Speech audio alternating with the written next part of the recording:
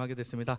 오늘 함께 보실 하나님의 말씀은 베드로전서 2장 9절에서 10절까지 말씀입니다. 베드로전서 2장 9절에서 10절까지 말씀.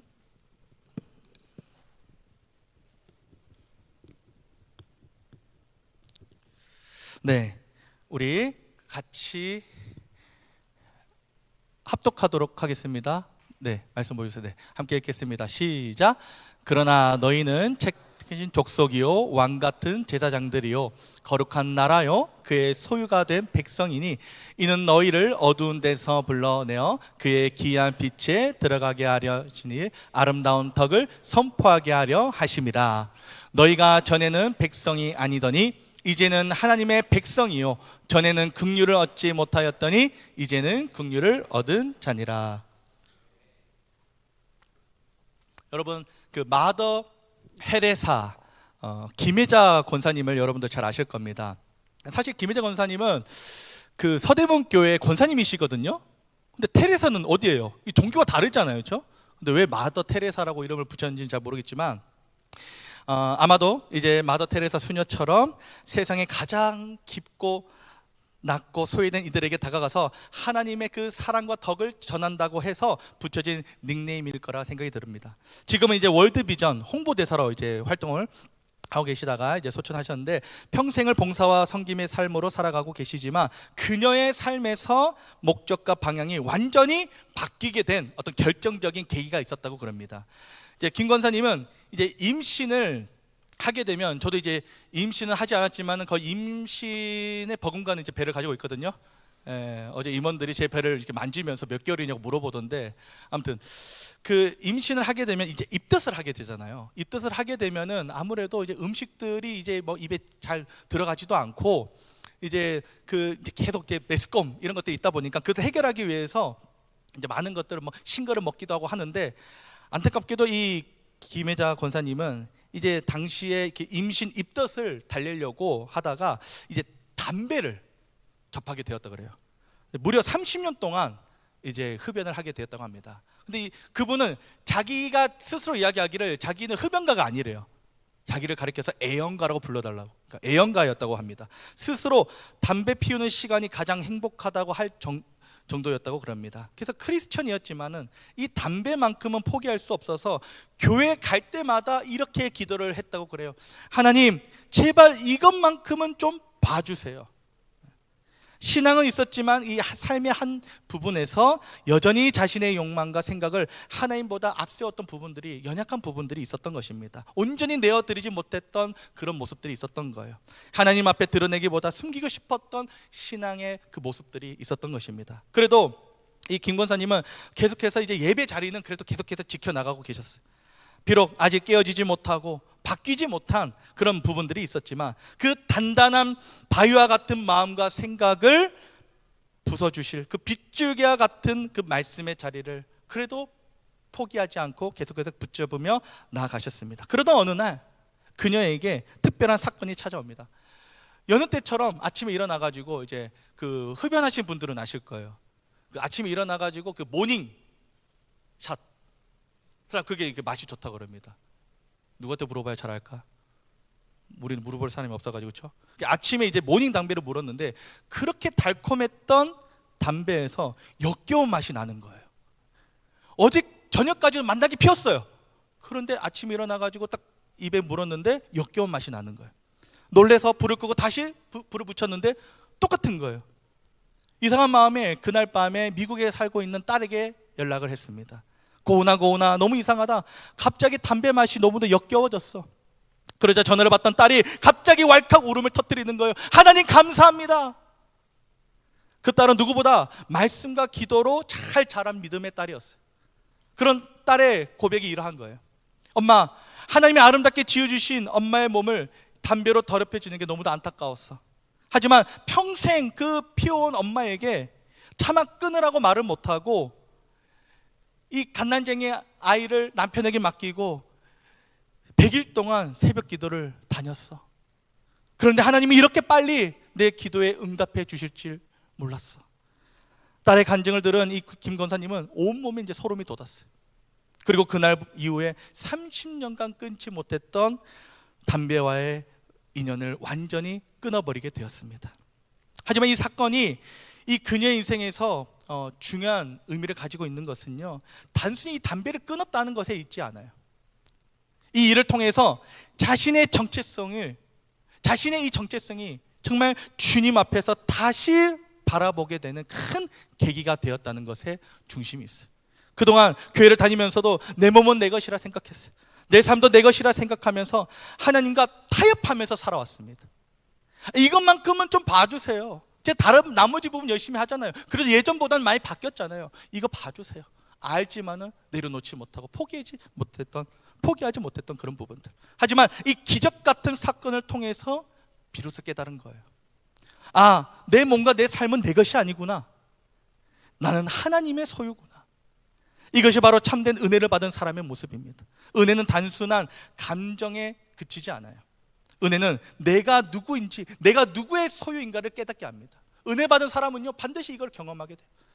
자신의 정체성이 하나님의 소유로 새롭게 세워지자 30년 동안 끊지 못했던 습관을 버리게 되고 삶의 목적과 방향도 완전히 달라졌습니다. 숨기고 가렸던 신앙인에서 하나님의 선하심과 그 아름다움을 세상에 드러내는 삶으로 전환된 거예요. 오늘 우리가 읽은 베드로서 이 본문도요, 정확히 이 진리를 선포하고 있습니다. 당시 소아시아 지역의 성도들은요, 이 극심한 환난과 박해를 받고 있었습니다. 예수를 믿는다는 그 이유 하나 때문에 반사회적인 무리로 낙인 찍혀서 온갖 비방과 욕을 먹었어요. 그뿐만 아니라 따돌림을 당하고요, 가정과 사회 공동체로부터 배척을 당했어요. 경제활동에도 제대로 참여할 수가 없었습니다. 그래서 경제적 손실뿐만 아니라 생계 위협까지 따르게 되었어요. 무엇보다 죄를 짓지 않았음에도 우리가 가장 억울한 게 뭐예요? 내가 잘못하지 않았는데도 너가 잘못했다라고, 너가 죄인이라고 지적을 받으면 그게 얼마나 억울합니까? 당시에 그리스도인들은요, 죄를 짓지 않았음에도 불구하고 단지 그리스도인이라는 이름표 때문에 고발당하고 투옥되고 순교의 위험을 끊임없이 경험하고 있었습니다. 이런 상황에서 사도였던 베드로, 그가 이 소아시아 교회들에게 어떤 메시지를 전할 수 있을까요?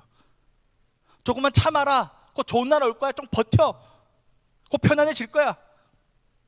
인내하고 버티는 거요? 중요합니다. 우리 그리스도인들에게 있어서도 그 상황과 환경을 인내하는 것 중요합니다. 그런데 인내하고 버티는 것이 체념하고 포기한 채로 버티는 것이 아니에요. 그렇게 체념한 채로, 포기한 채로, 어떤 힘을 공급받지 못한 채로 그렇게 버티고 있으면요, 부러지고 세상으로부터 떨어져 나가게 돼요. 요동치며 흔드는 세상 속에서 이길 수 있는 길은 하나님의 온전한 진리와 은혜가 심겨질 때 가능합니다. 인내하는 것도 버티는 것도 은혜가 내 심령 안에 심겨질 때 가능하다라는 거예요. 그래서 성령의 감동으로 붓을 든 사도 베드로는요, 환난당하고 있는 교회를 향해서 무조건적으로 참아라, 버텨라고 이야기하지 않습니다. 그 대신에 그것보다 더욱더 중요하고 숭고한 하나님의 그 온전한 뜻을 전하고 있어요. 그것은 바로 어떠한 시련 속에서도 절대 잊지 말아야 할 위대한 정체성. 아무리 환경이 나를 무섭게 만들고 사방으로 우겨 싸맨다 할지라도 지금 내가 이 땅에 존재하고 우리를 교회로 부르신 하나님의 목적이 무엇인지를 아는 그 정체성, 이 정체성이 있으면 승리할 수 있습니다. 승리하며 이겨낼 수 있습니다. 그래서 베드로 사도는요, 교회를 향해서 우리가 누구인지를 아는 정체성을 기억하게 합니다. 우리 베드로전서 2장 9절 화면 보시면서 함께 읽어보도록 하겠습니다. 시작.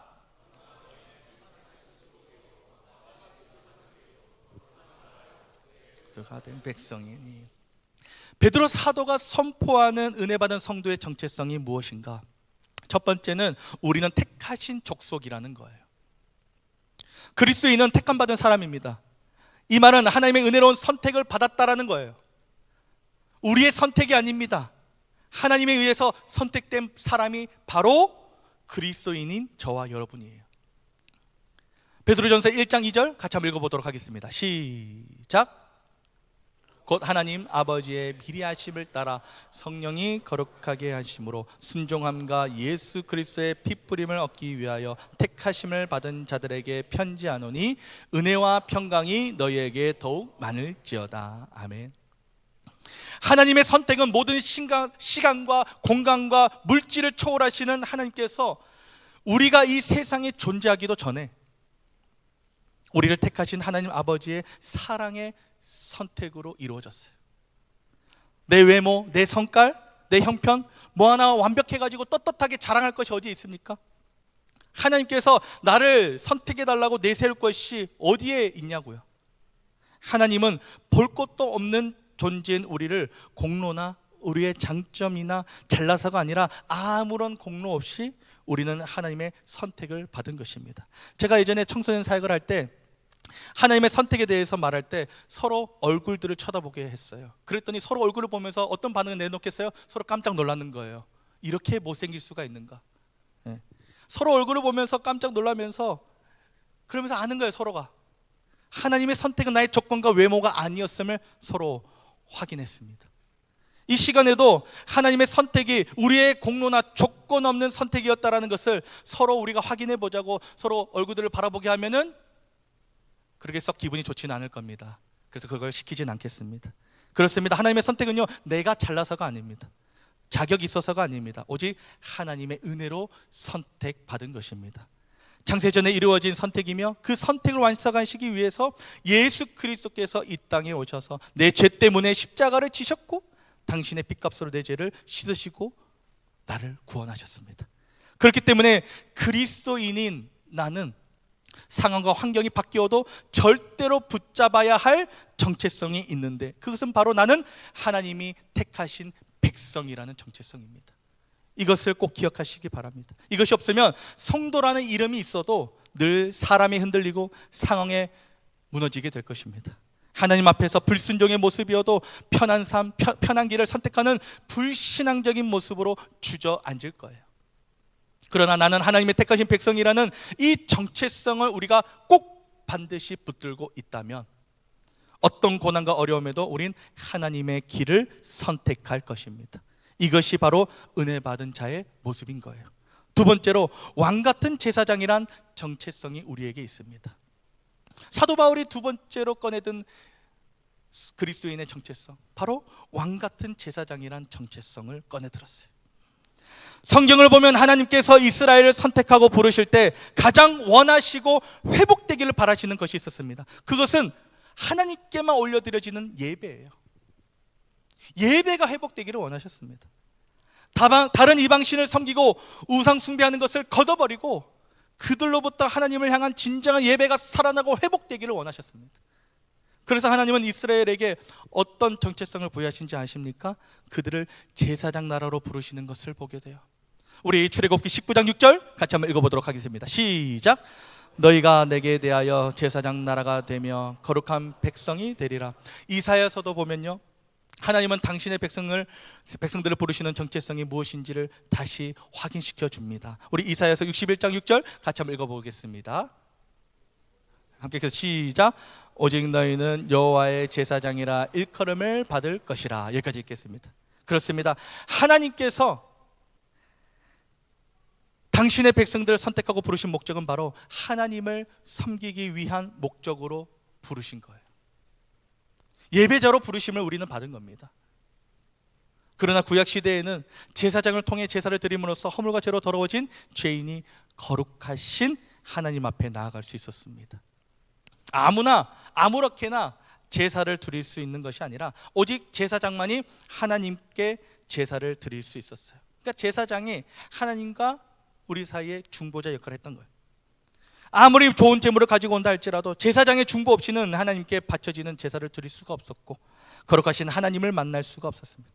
제사장이 죄인과 하나님 사이에 중보자 직무를 감당했던 거예요. 그러나 이 신약 시대에는요, 모든 인류의 죄를 십자가 위에서 대속하신 예수 그리스도께서 우리의 영원한 대제사장이 되어 주셨습니다. 그분이 순결한 흠도 없는 그런 제물이 되어 주셔서 단번에 드림으로 말미암아 모든 제사를 완성해 주셨고 우리의 영원한 대제사장이 되어 주셨습니다. 그래서 우리는 하나님과 나 사이의 중보자이신 예수 그리스도를 통해서 하나님께 나아갈 수 있습니다. 다른 어떤 인간 제사장이 필요 없이 예수 그리스도를 통해서 우리는 하나님께 나아가 예배할 수 있어요. 하나님은 예수 그리스도를 통해 우리를 왕같은 제사장으로 세워주신 것입니다. 하지만 이 왕같은 제사장이란 정체성에는 거룩한 부담과 책임이 따라와요. 그것은 바로 예배자라는 책임입니다. 예배에 있어서 방관자처럼 있는 것이 아니라 수동처럼 있는 것이 아니라 누구보다 예배를 사모하고 능동적으로 적극적으로 예배를 세워가는 사람이 바로 왕같은 제사장이에요. 그래서 왕같은 제사장의 정체성을 가진 자들은요, 예배자로서 언제나 이런 고백이 터져 나와야 돼요. 계속 방관자처럼 수동적으로 그렇게 예배에 있는 것이, 예배 자리에 있는 것이 아니라 예배자들은 왕같은 제사장의 정체성을 가지고 이런 고백을 해야 된다는 거예요. 주님 저를 예배자로 부르셨으니 예배에 있어서는 어떤 핑계도 되지 않겠습니다. 언제나 예배 중심으로 살겠습니다. 예배에 생명 걸겠습니다.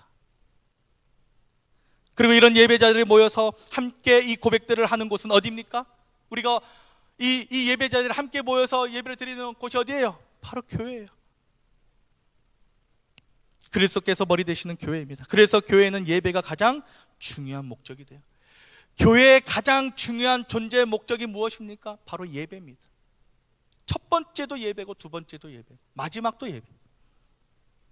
예배자들이 가득 채워지는 존재의 이유가, 중요한 이유가 바로 여기 있는 거예요. 그렇기 때문에 신약시대에서 교회의 사명은요, 하나님과 이방인들 사이에서 중재자로서의 역할을 감당하는 일이 있습니다. 세상 가운데 하나님의 진리를 전하고 그리스도를 증거하며 죽어가는 저 영혼들에게 주님께로 돌아와 예배가 회복되고 그들로 하여금 예배대로 세워지도록 하는 사명.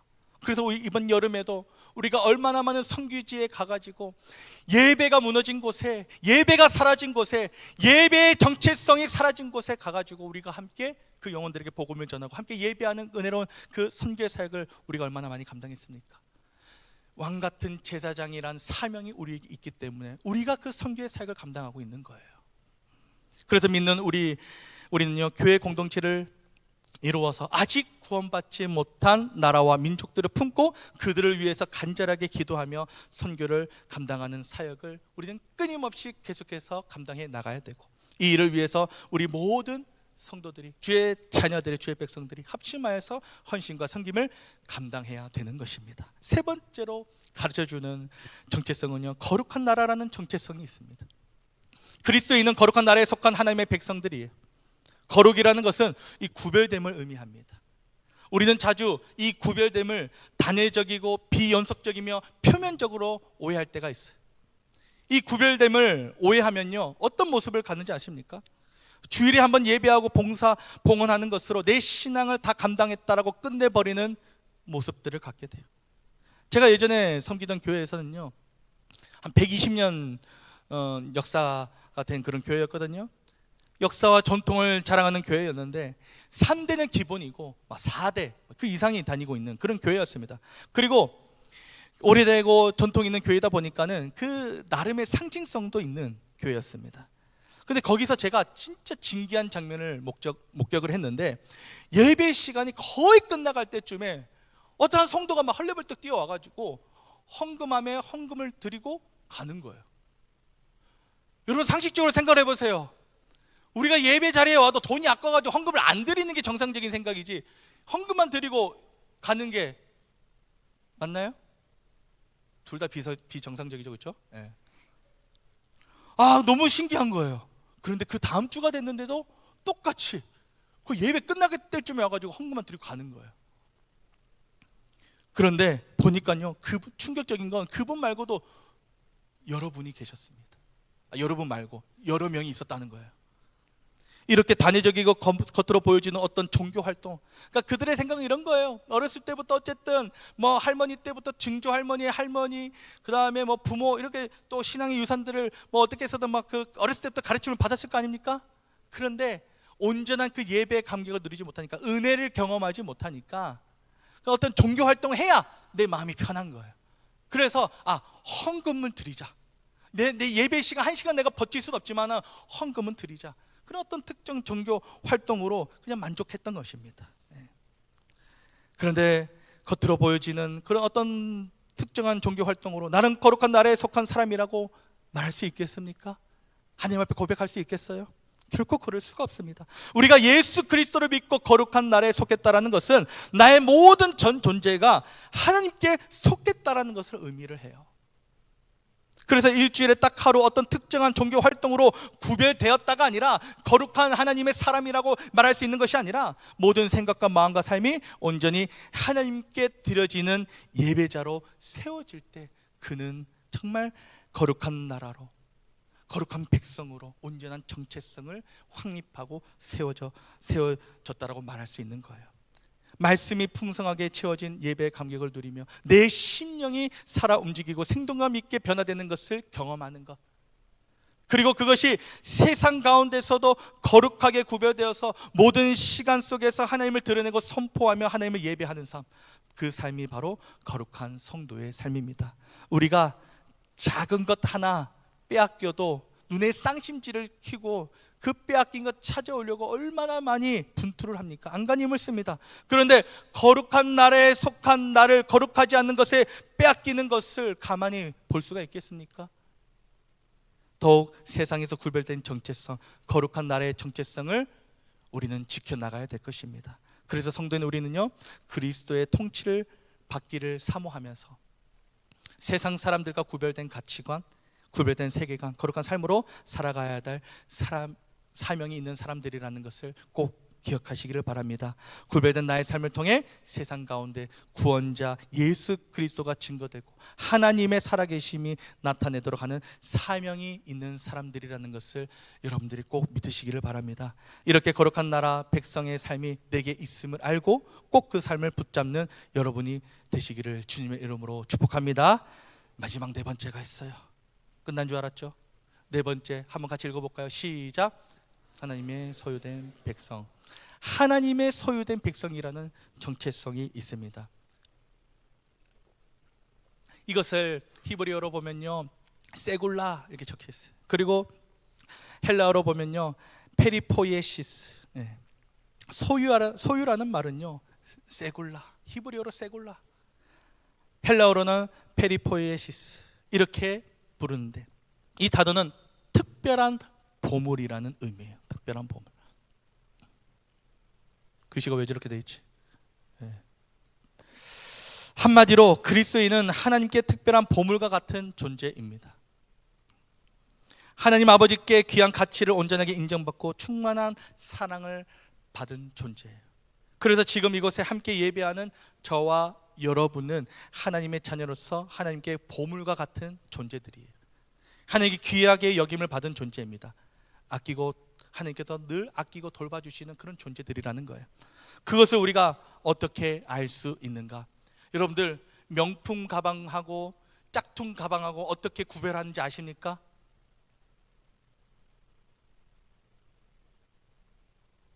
우리 준성이 명품 가방, 짝퉁 가방 어떻게 구별하는지 알아요? 몰라요? 이것을 구별하는 방법은 그 주인이 그 가방을 어떻게 대하느냐에 따라서 구별된다고 합니다.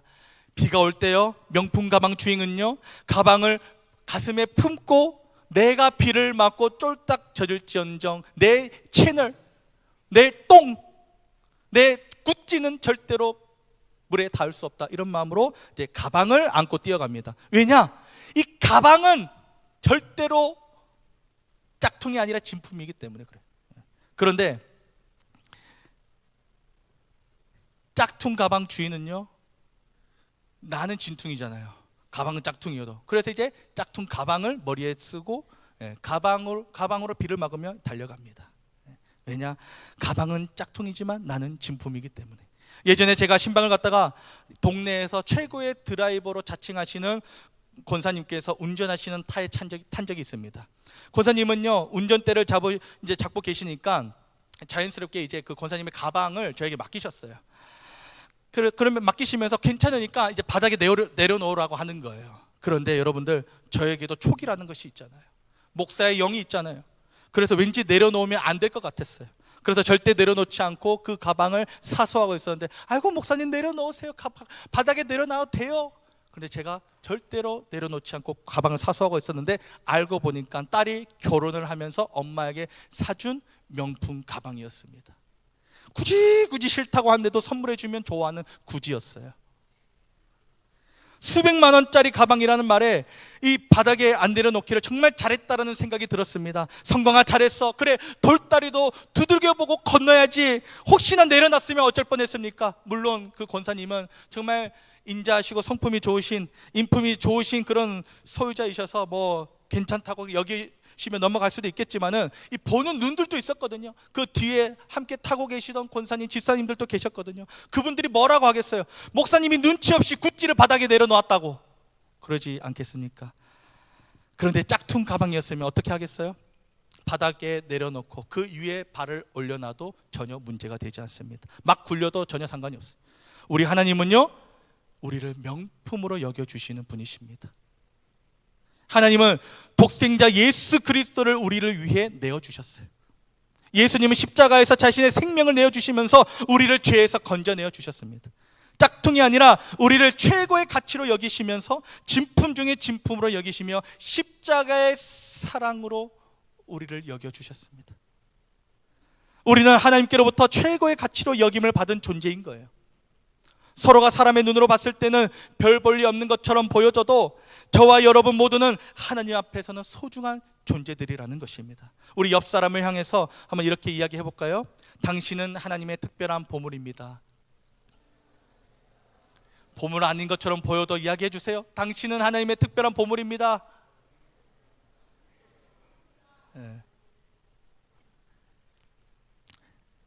이렇게 특별한 존재인 우리가 하나님을 알지 못하는 사람들에게 구별되지 아니하고 그저 죄인된 생각과 행동으로, 죄인된 모습으로 살아가셔야 되겠습니까?